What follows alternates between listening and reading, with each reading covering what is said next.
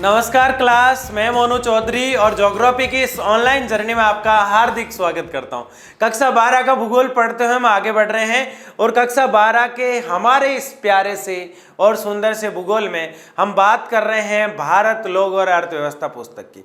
इस किताब के अंदर हम उन सारी चीज़ों को पढ़ते हुए चल रहे हैं, यानी कि उस छोटी से छोटी चीज़ को पढ़ते हुए चल रहे हैं जो एग्जाम यू के साथ इस भूगोल की दृष्टि से बहुत महत्वपूर्ण है। यानी एक एक चीज़ को हम बहुत डिटेल से पढ़ते हुए आगे बढ़ रहे हैं और इसी सिलसिले में जो हमारा चैप्टर चल रहा है 7, भारत के संदर्भ में नियोजन एवं सतत पोषणीय विकास, यानी भारत जो है उसमें 100% विकास कैसे हो सकता है, आने वाली पीढ़ियों के लिए संसाधन कैसे बच के रह सकते हैं, उन पर्वतीय क्षेत्र जो किसी न किसी रूप में पिछड़ गए हैं उनका विकास कैसे हो सकता है, इससे संबंधित ये पूरा चैप्टर है।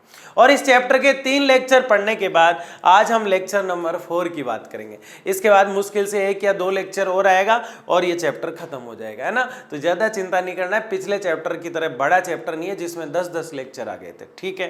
तो इस लेक्चर को हम शुरू करते हैं। बड़ा ही मज़ेदार और इंटरेस्टिंग लेक्चर है।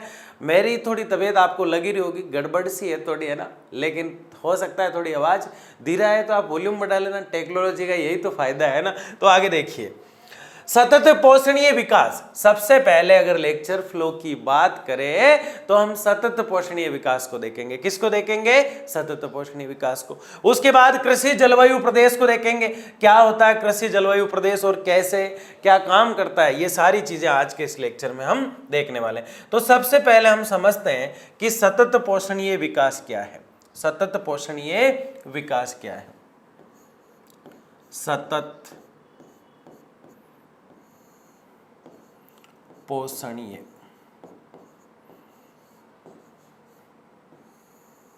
विकास क्या पढ़ रहे हैं हम? सतत पोषणीय विकास क्या है। अब सतत पोषणीय विकास का अर्थ अगर हम ऐसे शॉर्टकट तरीके से देखें, इसका अर्थ यूं नॉर्मल वे पे देखें तो इसका अर्थ सीधा सा है 100%, यानी कि 100%,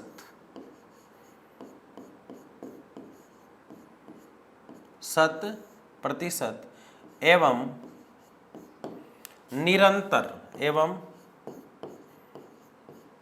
निरंतर विकास।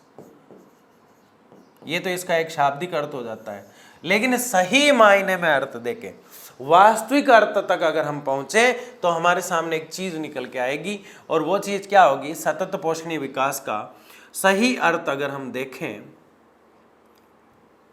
तो क्या ये सही नहीं है?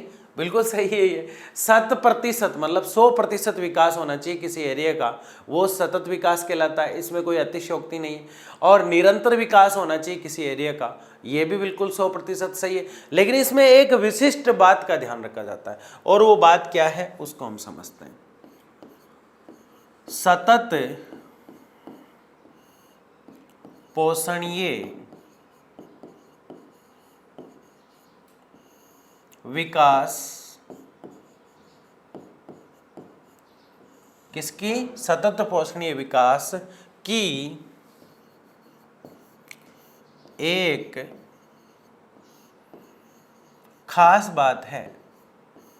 क्या खास बात है? सतत पोषणीय विकास की एक खास बात है और सतत पोषणीय विकास की एक खास बात है क्योंकि इसमें,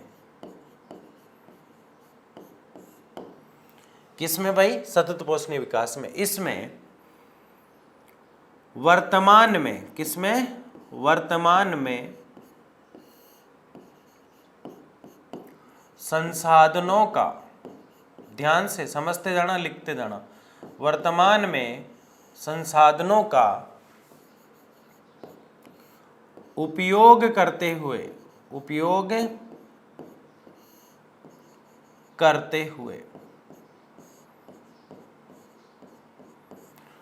आने वाली पीढ़ी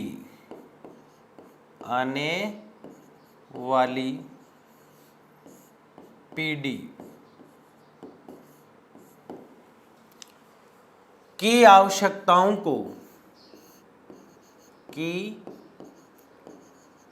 आवश्यकताओं को,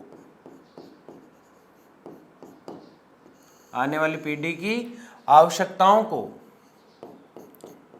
ध्यान में रखते हुए, ध्यान में रखते हुए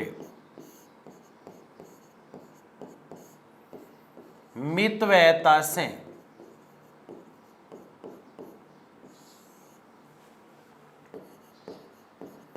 यानी कम खर्च के साथ, मितव्ययता से संसाधनों का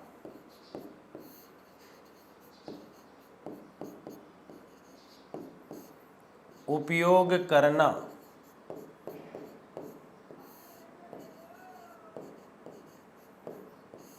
सतत पोषणीय विकास है। क्या है ये?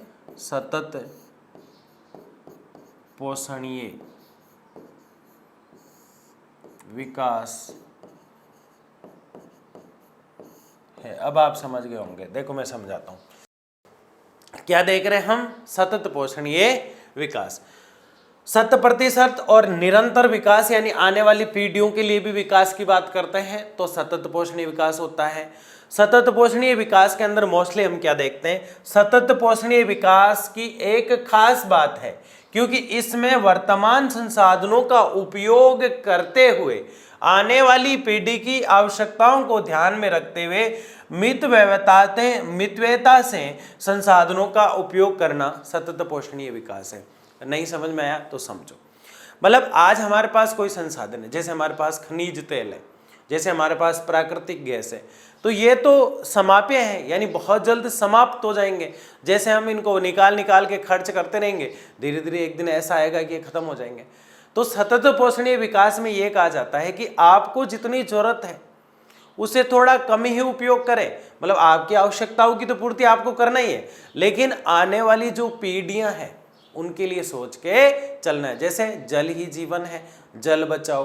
क्यों बचाया जाता है जल को? जब पड़ा है इसलिए बचाया जाता है कि आने वाली पीढ़ियां भी उपयोग कर सके, वो भी जल पीकर जीवित रह सके ना। बिजली बचाओ, यानी आने वाली पीढ़ियों के लिए भी बिजली की पर्याप्त मात्रा मिल सके और रह सके। तो बिजली बचाओ, पानी बचाओ आदि इसीलिए नारा दिया जाता है ना। क्यों दिया जाता है? क्योंकि आने वाली पीढ़ियों के लिए बच जाए, और इसको हम कहते हैं सतत पोषणीय विकास। जैसे कि मैं गाड़ियां दौड़ा रहा हूँ, पेट्रोल चला रहा हूँ, तो मुझे इस बात का आभास होना चाहिए कि आने वाली पीढ़ी के लिए मुझे पेट्रोल बचाना है, पर ये कोई सोचता नहीं है, बहुत कम लोग सोचते हैं। जबकि प्रत्येक जिम्मेदार नागरिक को ये सोचना चाहिए कि वास्तव में जो है सतत पोषणीय विकास के अंतर्गत खुद की आवश्यकताओं की पूर्ति आप अगर कर लेते हैं तो वेस्ट ना करें। कभी कभी देखते हो शहरों के अंदर सुबह जब पाइपलाइन के माध्यम से जल आता है, जिसको नल आना कहते हैं सब लोग, है ना, तो पानी जब आता है घरों में तो नल को खुला छोड़ दिया जाता है, सड़कों पर पानी बहता रहता है। क्या वो सतत पोषणीय विकास है? वो कतई ही सतत पोषणीय विकास नहीं है। अगर वो सतत पोषणीय विकास होता तो वो पानी सड़कों पे नहीं होता। वो पानी जिस दिन सड़कों पे आना बंद हो जाएगा, जिस दिन फालतू में कई घरों में कोई बुजुर्ग व्यक्ति बोल देता है, यार बेटा लाइट बंद कर दे, बाहर था इतनी देर लाइट चालू क्यों रखी तूने, पंखा चालू ही छोड़ गया, तो हम चिढ़ जाते हैं। क्योंकि हम ये सोचते हैं यार अपन तो रईस है, लाइट का बिल आता है अपन भर देंगे। इसमें आपकी रईसी के साथ एक चीज और भी जुड़ी हुई है, और वो है सतत पोषणीय विकास। आने वाली पीढ़ी के बारे में आप नहीं सोच रहे हो। आप लाइट का बिल भर देंगे, क्या आने वाले समय में पैसों से लाइट ले आएंगे? बिल्कुल भी नहीं ला पाएंगे, क्योंकि लाइट भी एक सीमित संसाधन है, बिजली भी एक सीमित संसाधन है, विद्युत भी एक सीमित संसाधन है। बहुत महत्वपूर्ण घटक है अपने जीवन का पानी जो है, लाइट जो है। इससे व्यक्ति अपने आप को सही तरीके से मेंटेन रख पाता है और अपने जीवन को गति दे पाता है। तो रोटी कपड़ा मकान के साथ व्यक्ति की कई मूलभूत आवश्यकताएं होती है, अगर वो आने वाली पीढ़ी में नहीं बचेगी तो वो लोग क्या करेंगे? इसको हम कहते हैं सतत पोषणीय विकास। अब तो आप समझ गए होंगे, ठीक है ना। और एक विद्वान है, उनकी परिभाषा भी अभी कुछ देर बाद देख लेंगे। तो 100% विकास है और निरंतर विकास है, और आने वाली पीढ़ियों के बारे में भी सोचा जाता है, इसका अर्थ है। तो यहां मैं लिख देता हूं, आगामी या आगामी पीढ़ियों के प्रति सोच, विकास, आगामी पीढ़ियों के प्रति विकास। तो अब आप समझ गए होंगे सतत पोषणीय विकास वो सब सतत पोषणीय विकास है। मतलब एक तो होता है विकास। विकास का क्या अर्थ होता है? किसी भी क्षेत्र को डेवलप करना। जैसे हमने हिमाचल प्रदेश के भरमौर क्षेत्र को डेवलप किया था, आपको अच्छे से याद होगा, पिछले लेक्चर में हमने देखा कि हिमाचल प्रदेश के चंबा जिले में, किस जिले में? हिमाचल प्रदेश के चंबा जिले में दो बहुत ही प्यारी तहसीलें हैं, एक का नाम है होली और दूसरी का नाम है भरमौर। जब हम हिमाचल प्रदेश के चंबा जिले में जाते हैं और वहां से 60 किलोमीटर चलते हैं, तब हम एक शहर में पहुंचते हैं, एक तहसील में पहुंचते हैं जिसका नाम है भरमौर तहसील। जिसका क्या नाम है? भरमौर तहसील।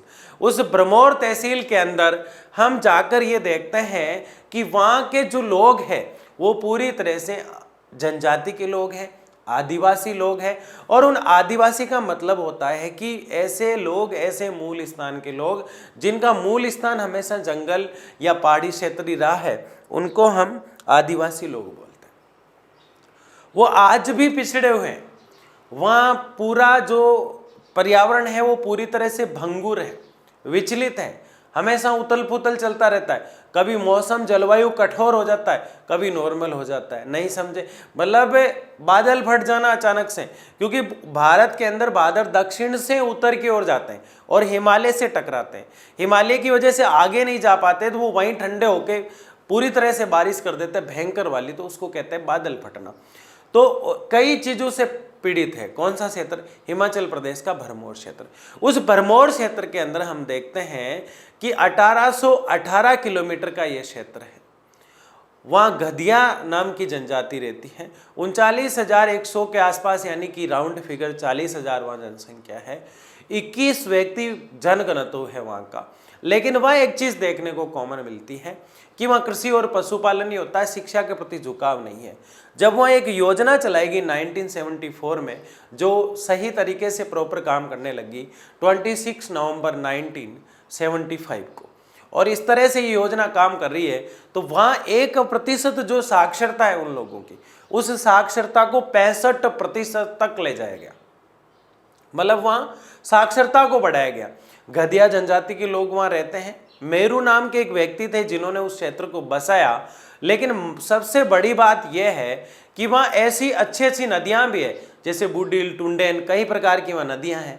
फिर भी वो क्षेत्र विकसित नहीं हो पाया।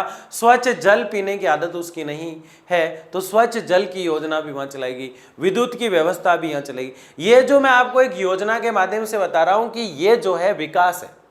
सतत पोषणीय विकास में आने वाली पीढ़ी के बारे में सोचा जाता है, जबकि विकास के बारे में सिर्फ एक क्षेत्र के बारे में सोचा जाता है।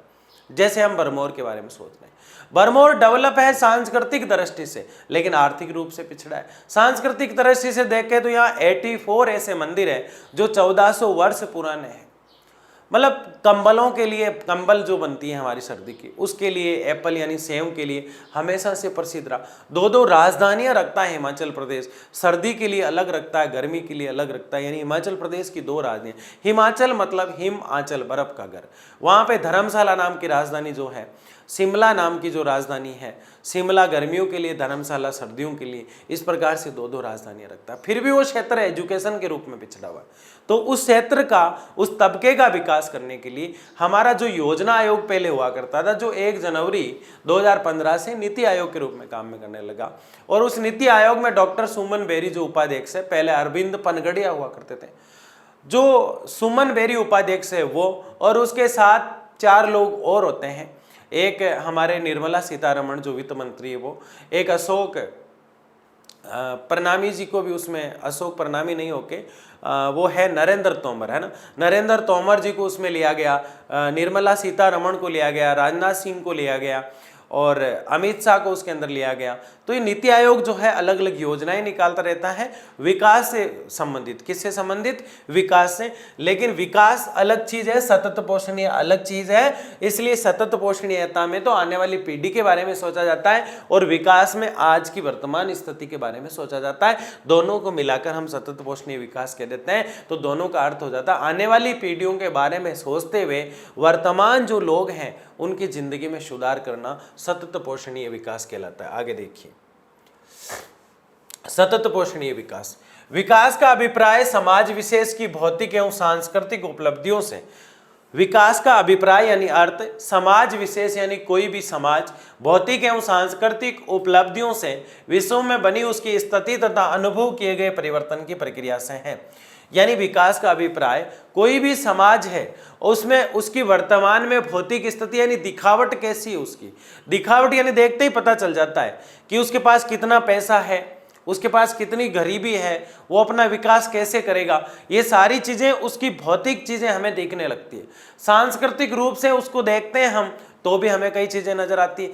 तो विकास दिख जाता है जहां भी होता है, ठीक है ना। निरंतर चलने वाली प्रक्रिया होती है विकास, ठीक है ना। उसकी स्थिति तथा विकास भौतिक नहीं होता है, विकास भौतिक रूप से दिखाई नहीं देता है, जबकि वृद्धि दिखाई दे देती है। जैसे एक व्यक्ति 5 फीट का था, कल 6 फीट का हो जाता है, इतना एकदम से नहीं बढ़ता है। लेकिन कोई पौधा है 10-12 दिन में 6 फीट का हो जाता है, तो उसकी वृद्धि दिखाई दे रही है, लेकिन उसके जो गुण है वो विकास कहलाते हैं। लेकिन यहाँ पे बात क्या है, विशेष अभिप्राय समाज की विशेष भौतिक और सांस्कृतिक उपलब्धि। अगर किसी के पास पैसा होता है तो उसका रहन सहन बदल जाता है, तो वो चीज भौतिक रूप से दिखाई देती है, लेकिन मेनली इंटरनल जो विकास होता है बॉडी में वो दिखाई नहीं देता है। भौतिक एवं सांस्कृतिक उपलब्धियों में विश्व में बनी उसकी स्थिति तथा अनुभव किए बिना वर्तमान परिवर्तन की प्रक्रिया है। यानी जो भी परिवर्तन हमें दिखाई देता है वो प्रक्रिया जो चलती है उसको हम विकास के नाम से जानते हैं। विकास एक बहुआयामी संकल्पना है, यानी विकास जो है लंबे समय बाद होता है, एकदम से नहीं होता, बहुआयामी है और ढेर सारी चीजों को साथ लेकर होता है, अकेला विकास नहीं हो पाता। यानी किसी भी क्षेत्र का या किसी भी व्यक्ति का अगर विकास करना होता है तो वह ढेर सारी चीजें साथ चला करती है, जब जाके वो विकास हो पाता है वहां पे। तो ये बहुआयामी है। कैसा है? बहुआयामी संकल्पना है, यानी धारणा है, सोच है, विचार है, जो इस बात का द्योतक है यानी गवाह है, सबूत है। अर्थव्यवस्था, समाज और पर्यावरण में सकारात्मक परिवर्तन होता है और ये परिवर्तन पलटा नहीं जा सकता। यानी जिस देश में पैसा होगा उसकी आर्थिक स्थिति वैसे ही बहुत अच्छी होगी, और जिस देश में पैसा नहीं होगा उसकी आर्थिक स्थिति उतनी अच्छी नहीं होगी। इसलिए जर्मनी के रुहुर कोयला क्षेत्र की वजह से जर्मनी डेवलप है। किसी भी क्षेत्र को अपना विकास करने के लिए औद्योगिक दृष्टि से मजबूत होना चाहिए। किसी भी देश को अपना विकास करने के लिए औद्योगिक दृष्टि से मजबूत होना चाहिए। अगर कोई क्षेत्र या देश औद्योगिक दृष्टि से मजबूत है, अगर देश मजबूत है तो वो स्वतः ही विकसित की श्रेणी में बहुत जल्दी चला जाएगा। इसलिए अर्थव्यवस्था यानी पैसा, अर्थव्यवस्था का मतलब होता पैसा, पैसे की व्यवस्था यानी वित्त की व्यवस्था। तो वित्त, जैसे अभी हमने पढ़ा ना, निर्मला सीतारमण वित्त मंत्री, यानी पैसे का लेन देन देखती है भारत में। तो पैसा यानी कि वित्त, अर्थ, इसको हम फाइनेंस भी कह सकते हैं। तो ये सब कुछ होती है हमारे देश की व्यवस्था कि देश में कितना पैसा बाहर से आ रहा है, कितना पैसा देश के अंदर से आ रहा है, कितना खर्च होता है, फिर अब उसको हम हर साल कहाँ खर्च कर रहे हैं, वो हमारा होता है बुडगेट। यानी हमारे देश में जो पैसा आया, अंदर से आया चाहे बाहर से आया, आयात से आया, निर्यात से आया, जो कुछ भी, आयात से तो हम देते हैं अगले को, निर्यात से हमें पैसा प्राप्त होता है। तो देश में कितना पैसा आ रहा है और कितना जा रहा है, और देश के अंदर से कितना उत्पादन हो रहा है, देश घाटे में है, नफे में है। अगर देश के पास जितना पैसा है उसमें से एक साल में हम कहाँ खर्च करेंगे, उसको हम कहते हैं बजट। सरकार, आपने सुना होगा कि मानसून सत्र चल रहा था, वो सत्र चल रहा था, बजट आता है मार्च अप्रैल के आसपास, एक साल बाद आता है, हर बार आता है। तो बजट में मुख्य प्रधानमंत्री, देश में अगर घोषणा करती है तो प्रधानमंत्री करते हैं, राज्यों में करनी होती है तो मुख्यमंत्री करते हैं। तो बजट यानी बुडगेट जो जब आता है तो सारी चीज़ें उसमें डालते हैं कि एक साल के अंदर हम शिक्षा में इतना विकास करेंगे, चिकित्सा में इतना विकास करेंगे, उद्योगों में इतना विकास करेंगे ना, प्राइमरी स्कूलों को इतना बढ़ाएंगे, सीनियर सेकेंडरी स्कूलों को इतना बढ़ाएंगे, युवाओं को इतना रोजगार देंगे, महिलाओं की स्थिति सुधारेंगे। ऐसे ढेर सारे वादे किए जाते हैं, वो होता है बजट। लेकिन देश के अंदर अगले 5 साल तक अगर कोई प्रोजेक्ट लिया जाता है तो उसे कहते हैं 5 ईयर्स प्लान, कि 5 साल में हम उद्योगों का विकास चरम तक पहुंचा देंगे, 5 साल में हम शिक्षा व्यवस्था को जर्मनी, जापान से आगे ले जाएंगे, है ना, सिंगापुर वाले लोग यहाँ आकर पढ़ेंगे, यानी ऐसा हम डेवलप कर देंगे। तो ऐसे प्लान 5-5 साल के लिए लिए जाते हैं, इनको कहते हैं 5 ईयर्स प्लान, यानी पंचवर्षीय योजना। तो ये जो है सारी विकास की बातें हैं, किसकी बातें हैं, और विकास बहुआयामी होता है, अपने साथ ढेर सारी चीज़ों को लेकर चलता है, ये निरंतर चलता रहता है, तभी हो पाता है। इसलिए यहाँ पे लिखा गया है विकास बहुआयामी संकल्पना है और अर्थव्यवस्था जो है किसी देश की विकास पर ही टिकी रहती है। और इस विकास को करने के लिए वहाँ का समाज, वहाँ के लोगों का सपोर्ट होना चाहिए और वहाँ का पर्यावरण इस विकास के लायक होना चाहिए, वहाँ का इन्वायरमेंट इसके लायक होना चाहिए। इसलिए आपने पढ़ा ना, जब मानव भूगोल के मूल सिद्धांत किताब हम पढ़ रहे थे तब पहले ही पृष्ठ पे एक राल्फ वाल्डो इमर्सन की बहुत अच्छी पंक्तियां आती है। राल्फ वाल्डो इमर्सन बहुत अच्छे व्यक्तित्व के धनी थे। वो यही बात कहते हैं, उनकी बात यही है कि कोई भी देश में लोग अगर अच्छे हैं तो वो देश स्वतः डेवलप हो जाएगा, क्योंकि लोग संसाधनों को बना लेते हैं। कोई भी वस्तु संसाधन कब होती है? जब हम उसको पहचान लेते हैं और उसको काम में लेना सीख लेते हैं, तब वो वस्तु क्या होती है? संसाधन होती है। तब वो वस्तु क्या होती है भाई? संसाधन होती है। तो राल्फ वाल्डो इमर्सन कहते हैं कोई भी देश सोने से महान नहीं होता, गोल्ड से महान नहीं होता। उस देश को अगर महान होना है तो उस देश को सबसे बड़ी आवश्यकता है वहाँ के युवक और युवतियाँ, यानी कि वहाँ के स्त्री और पुरुष या वहाँ के लड़के और लड़कियाँ मजबूत और योद्धा की तरह होना चाहिए। जब बाकी देश निद्रा मग्न यानी सो रहे हो तब इस देश के नागरिक मजबूती से काम करें और देश को कंधे तक ऊंचा उठाए, कंधे पर ऊंचा उठाकर आसमान तक ले जाए। इसका मतलब है विकास की एक अवस्था तक ले जाए। वो देश स्वतः ही आगे बढ़ जाता है जिसके लड़के और लड़कियां पढ़े लिखे और योद्धा हो। ये मैं नहीं, राल्फ वाल्डो इमर्सन कहे गए, ये प्रत्येक देश के लिए कहे गए। तो समाज अच्छा होना चाहिए, यानी स्त्री पुरुष अच्छा होना चाहिए, वहां का पर्यावरण अच्छा होना चाहिए, इन्वायरमेंट अच्छा होना चाहिए। वो देश, उसकी अर्थव्यवस्था अपने आप सुधरेगी और अर्थव्यवस्था सुधरेगी तो वो विकसित हो जाएगा, विकास हो जाएगा। उसका क्या हो जाएगा? देखो कितनी चीजें जुड़ी हुई है। विकास जो है ढेर सारी चीजों को साथ लेके चलता है। अर्थव्यवस्था को अगर सुधारना है तो समाज को साथ लेकर चलना पड़ेगा, पर्यावरण को अच्छा बनाना पड़ेगा। अर्थव्यवस्था, समाज और पर्यावरण जैसी कई ऐसी सकारात्मक परिवर्तन अगर हम लाते हैं, क्या लाते हैं? परिवर्तन अगर लाते हैं तो विकास की स्थितियां लाई जा सकती है और विकास हम कर सकते हैं। अब तो आप समझ गए होंगे, क्योंकि विकास एक गत्यात्मक अवस्था है, यानी कि गति करता रहता है, बढ़ता रहता है। विकास जो है हमेशा बढ़ता ही रहता है, उसी को हम विकास कहेंगे। अगर घटता है तो उसको विकास कैसे कहेंगे ना? तो विकास गत्यात्मक है। अगली लाइन आपको दिख रही है, विकास क्या है? गत्यात्मक है। आगे देखिए,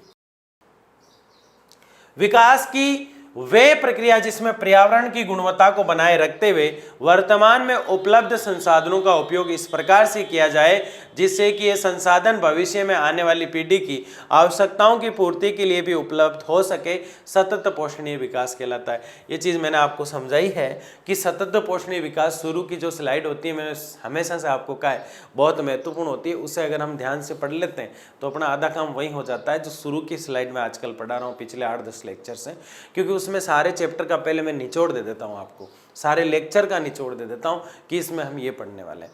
तो मैं आपको ये बता रहा हूँ कि सतत पोषणीय विकास यानी 100% खुद का विकास करते हुए आने वाली पीढ़ियों के लिए संसाधनों को, व्यवस्थाओं को, आदि चीज़ों को बचाकर रखना और आने वाली आगामी पीढ़ियों के बारे में, हमारे बाद जो लोग आएंगे उनके बारे में सोचने को हम सतत पोषणीय विकास कहते हैं। विकास अलग धारणा है, सतत पोषणीय अलग है, दोनों को मिलाकर कहते हैं। तो आने वाली पीढ़ी को, आगे आने वाली पीढ़ी के बारे में सोचना सतत पोषणीय विकास है। सिर्फ विकास की बात करें, सिर्फ विकास की बात करें तो पर्टिकुलर क्षेत्र की भी बात हो सकती है, जैसे हिमाचल का भरमौर क्षेत्र जिसे हम माचू पिचू या ब्रह्मपुरा के नाम से जानते हैं, तो उसकी भी बात हो सकती है। किसी पर्वतीय क्षेत्र उत्तराखंड के पहाड़ों की बात हो सकती है, तब तो है विकास। लेकिन आने वाली पीढ़ी के बारे में सोचना तो है सतत पोषणीय विकास।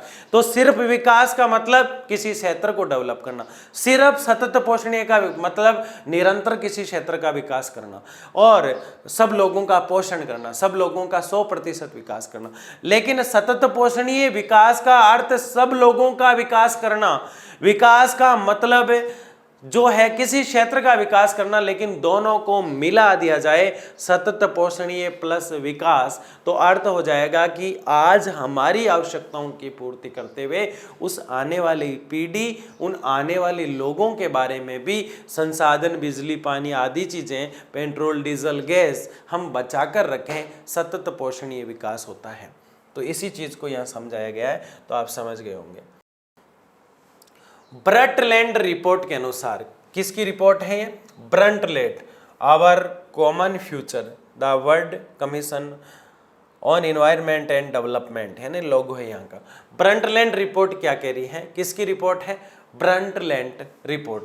सतत पोषणीय विकास वे विकास है, ध्यान से समझना, जो भावी पीढ़ियों की अपनी आवश्यकता को पूरा करने की योग्यता के साथ समझौता किए बिना ही वर्तमान आवश्यकताओं को पूरा करता है। बहुत बड़ी बात कही ब्रंटलैंड ने, बात वही है, कहने का तरीका अलग है। क्या कहा है इन्होंने, इन्होंने कहा है कि सतत पोषणीय, कौन कह रहे हैं, ब्रंटलैंड रिपोर्ट, सतत पोषणीय विकास वे विकास है जो आने वाली पीढ़ी है ना उनका हक नहीं मारे, मतलब उस चीज के साथ हम उनका हक नहीं मारे। तो इसको कैसे कहा गया है, आवश्यकताओं की पूर्ति योग्यता के साथ समझौता किए बगैर, यानी उनके साथ आप समझौता ना करें कि आने वाली पीढ़ियों को ये हम लिख के भेज देंगे कि भाई हमने काम में ले लिया, गलती हो गई हमसे, नहीं, उनकी चीजों का उनका हक नहीं मारे और हमारी आवश्यकताओं को हम पूरी कर ले उस चीज में जितना हमें मिला है, उसे ही सतत पोषणीय विकास कहते हैं। आया समझ में, नहीं आया, फिर सुनो एक बार। आने वाली पीढ़ियों का जो संसाधन हम बचा कर रख रहे हैं उसके साथ समझौता नहीं करना है कि उसको भी थोड़ा काम में ले ले। हमें संसाधन जो मिला है उसमें से बचाते हुए उनका हक बिना मारे आने वाली पीढ़ियों का, हमें जो संसाधन है उनका सही ढंग से उपयोग करना ब्रंटलैंड की सतत पोषणीय विकास की परिभाषा है। तो ये बहुत अच्छी बात कही गई। इसके अलावा अगर हम देखें तो और भी बहुत सारी ढेर सारी अच्छी अच्छी बातें हैं। सतत पोषणीय विकास के प्रमुख तत्व, यानी सतत पोषणीय विकास किस प्रकार चलता है, इसके क्या तत्व है, क्या अलाइनमेंट है और किन चीजों को ये साथ लेकर चलता है, उस एक एक को हम पढ़ते हैं।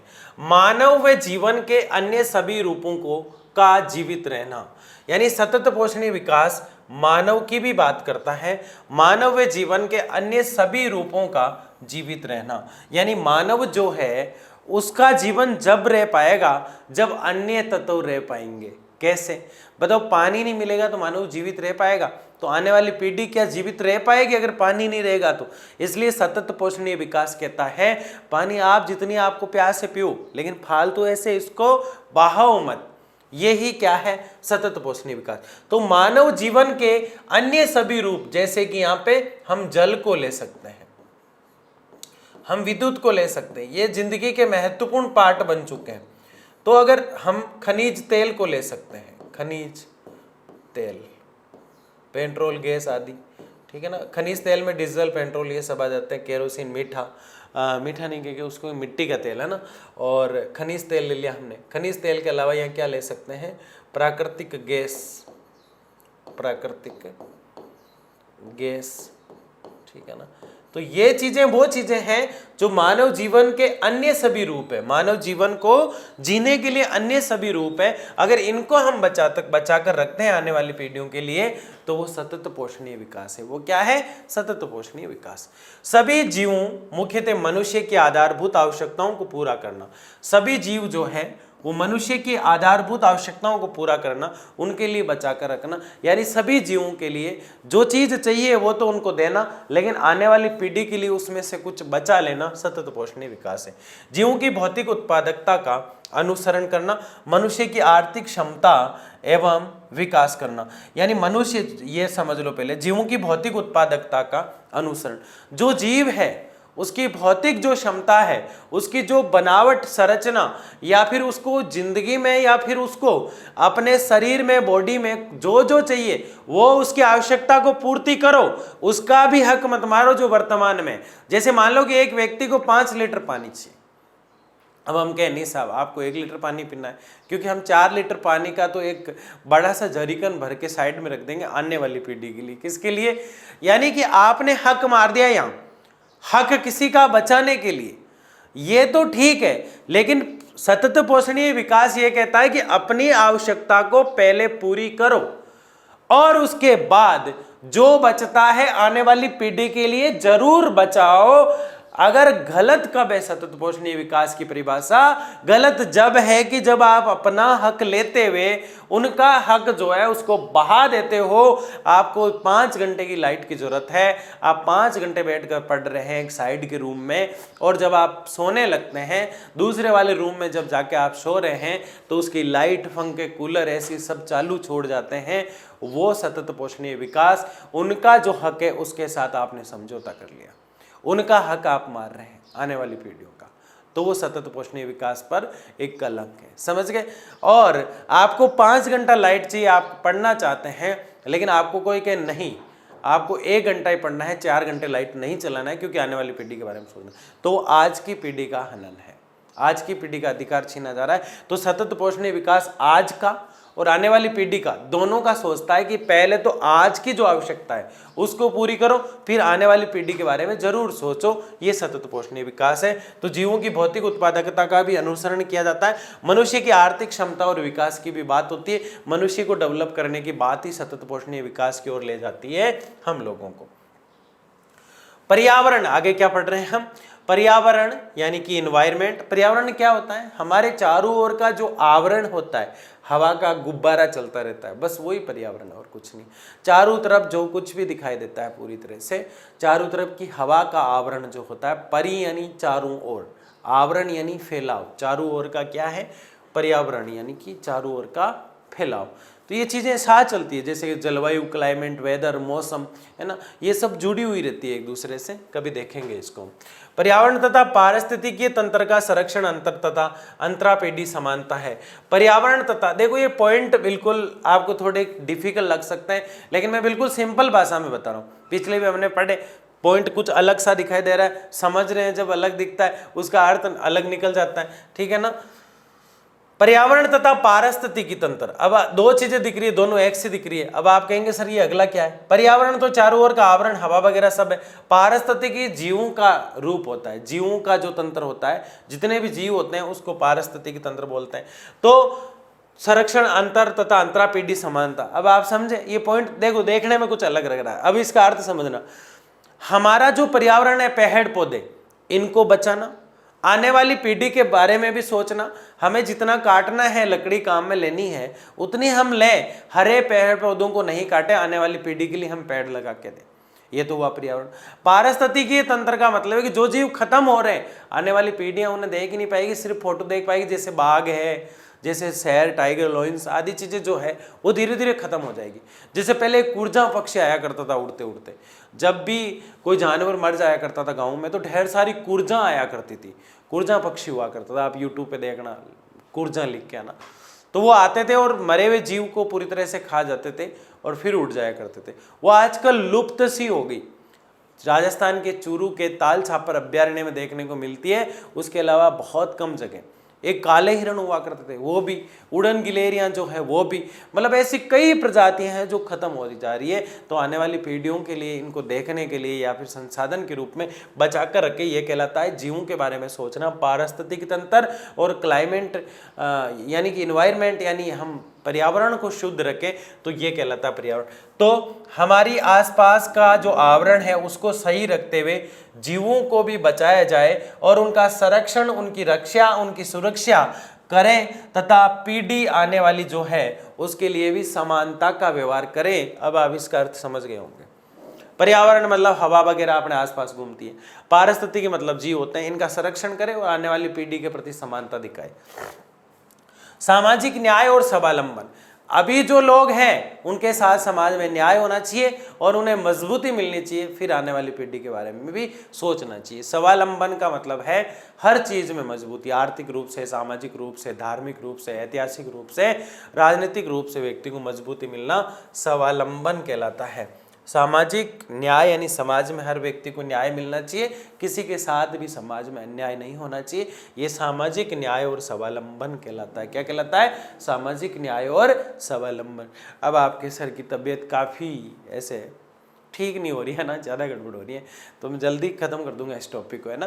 तो पढ़े आप आराम से। आम लोगों की प्रतिभागिता, आम लोगों की प्रतिभागिता यानी जो लोग हैं वो लोग आगे तक जाए, आगे की सोचे, और जो विकास उनको करना है वो पहले इस पीढ़ी के लिए करें और फिर आने वाली पीढ़ी के लिए करें, ताकि विकसित रूप हमें एक देखने को मिले और पूरा देश डेवलप होए।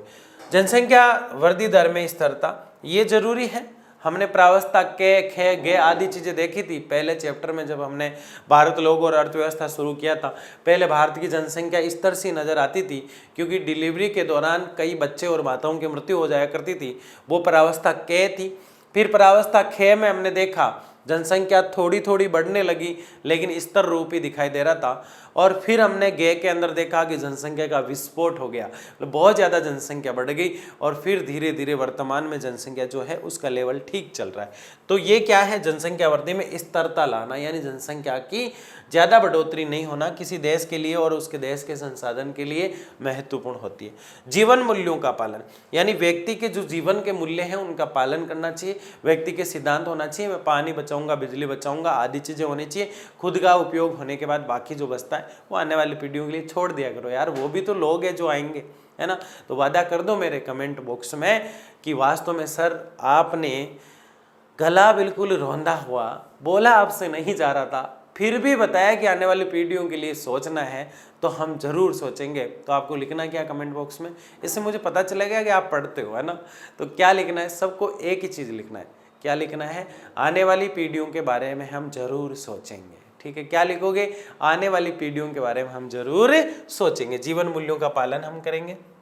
योजना आयोग द्वारा निर्धारित कृषि जलवायु प्रदेशों के नाम, मतलब कृषि जलवायु प्रदेश जहां कृषि की जा सकती है अच्छे से। पश्चिमी हिमाचल प्रदेश, हिमाचल का पश्चिमी हिस्सा जो वही भरमौर क्षेत्र वगैरह जहाँ कृषि अच्छे से हो जाती है। पूर्वी हिमालय का प्रदेश, यानी हिमालय का पूर्वी क्षेत्र।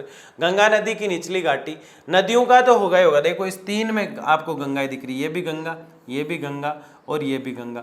तो गंगा का निचला क्षेत्र, गंगा का मध्य क्षेत्र और गंगा का ऊपरी क्षेत्र, मतलब ये गंगा है आपकी यूपी बिहार आदि क्षेत्रों में, ठीक है ना। तो ये गंगा का ऊपरी क्षेत्र, मध्य क्षेत्र और निचला क्षेत्र, 1 2 और 3, कोई दिक्कत वाली बात नहीं है, तीनों याद हो जाती है ना।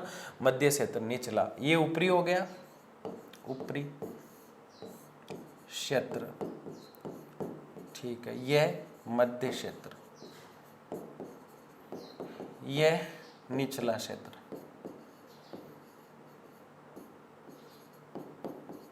ठीक है। किसका है ये, गंगा का, ठीक है, गंगा नदी, ठीक। ट्रांस गंगा का मैदान, यानी गंगा का ट्रांस यानी थोड़ा सटा हुआ भाग।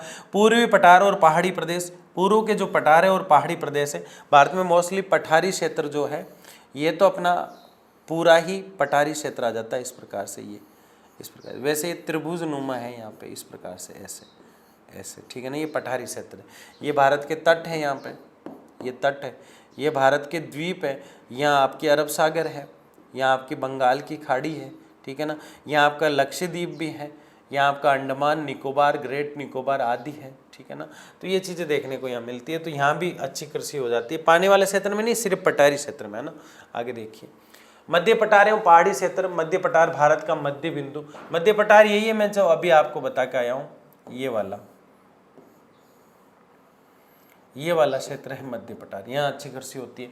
पश्चिम पठार पहाड़ी प्रदेश, दक्षिण पठार पहाड़ी प्रदेश, यानी इन पठारों में उत्तर दक्षिण सब जगह होती है। तो अलग अलग पॉइंट है, आप डरना नहीं है, सारे पठार आ रहे हैं ना, वो यही क्षेत्र है। देखो ये पठार ही पठार आ रहे, पीछे भी पठार आ रहे थे कईयों में।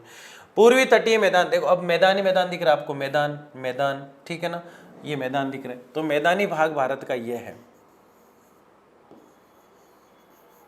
ये मैदानी भाग है भारत का, ये वाला। तो ये तो पूरे मैदान है, तो यहाँ सब में कृषि होती है। और ये पूरे पठार है, यहाँ भी कृषि होती है। ये भारत का दक्षिणी हिस्सा है, ठीक है, और ये भारत का उत्तरी हिस्सा है। यहाँ बारिश अच्छी होती है, यहाँ मतलब फसल अच्छी होती है, तो कृषि प्रदेश क्षेत्र है ये। तो गुजरात का मैदान वो इसमें आएगा, कोई दिक्कत नहीं है, ये यहाँ आएगा इस जगह, गुजरात का मैदान इस जगह, ठीक है। तो गुजरात का मैदान। पश्चिम तटीय मैदान पहाड़ी क्षेत्र, पूर्वी तटीय मैदान पहाड़ी क्षेत्र। तटीय मैदान में तो तट वाला क्षेत्र आएगा, ये वाला, ये तट वाला क्षेत्र, ठीक है ना। तो आप समझ ही जाएंगे। अब ये तो पठार होते हैं, ये तट होते हैं और ये उत्तरी मैदान होते हैं। तो जहाँ मैदान दिख जाए वो क्षेत्र तो ये है, और जहाँ आपको पठार दिख जाए वो क्षेत्र ये है, और जहाँ तट दिख जाए तो इससे थोड़ा सा नीचे का क्षेत्र है। पश्चिमी शुष्क प्रदेश, पश्चिम का शुष्क प्रदेश ये है, यहाँ पे राजस्थान वाला ये क्षेत्र, ठीक है ना। द्वीप प्रदेश, ये अपना द्वीपों का जो प्रदेश है, ये द्वीप जो थे। तो ये बहुत सिंपल सिंपल चीज़ें हैं, ठीक है ना। तो आपने देखा, समझा अच्छे से, और लाइक शेयर सब्सक्राइब करना है आपको, और जितने भी साथी हैं उनको बताना है कि यहाँ बहुत अच्छी पढ़ाई चल रही है। सबसे पहले आप खुद को अच्छे से पढ़ना है, ठीक है ना। लर्न शेयर की पूरी टीम आपके साथ जी जान से जुड़ी हुई है, जुड़ी हुई है, और जी जान से आपको उस मंजिल तक ले जाने के लिए प्रयासरत है जहाँ का सोच कर आपने इस YouTube का जरिया अपनाया है। और जिस रूम में बैठकर आप पढ़ रहे हैं, एक दिन बाहर से आवाज़ आएगी कि छोरे के कितने बने, छोरे के कितने बने, यानी प्रतिशत कितने बने, और हो हल्ला मच जाएगा कॉलोनी में। इसलिए शिद्दत से ऐसे ही पढ़ाई करते रहना है। जय हिंद, जय भारत। मिलते हैं बहुत ही शानदार लेक्चर के साथ।